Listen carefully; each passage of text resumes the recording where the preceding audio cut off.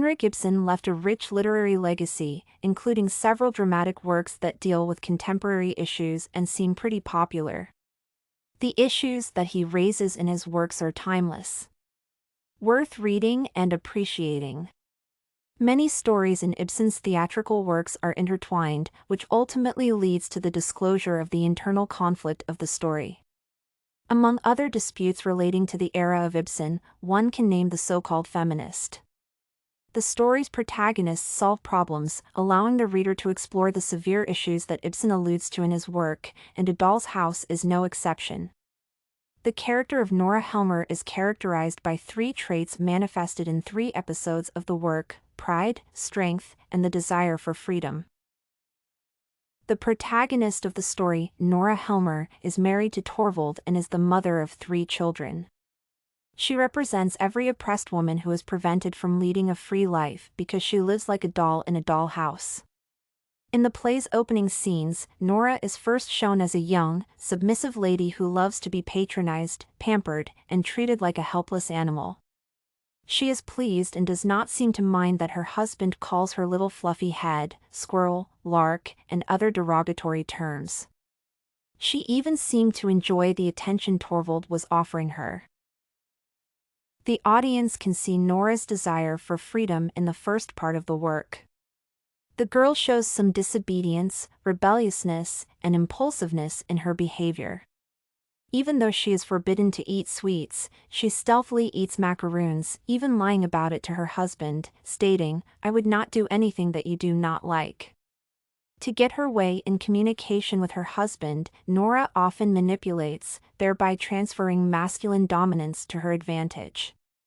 "Your squirrel will run and do all his tricks if you are kind and do what he asks," she adds, trying to convince Torvald to leave Krogstad on the staff. The pride of the character is displayed in her feminist nature in the second half of the narrative. It seems that prior to her transformation, she plays 2 roles, one as her authentic self and the other as her husband's doll.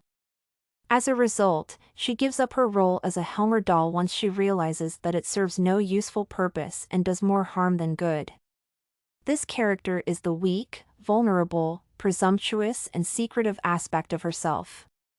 Nora represents feminism and every downtrodden woman who is ignored and robbed of her autonomy and self-respect. She dispels the myth that a woman's only responsibility is her husband and children and exemplifies every woman's right to personal independence and individuality.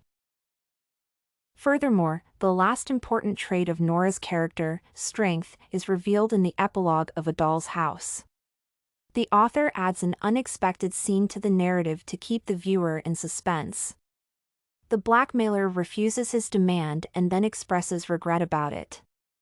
It was then that Torvald finally understood something. He returns home to apologize after realizing his inappropriate behavior towards his wife.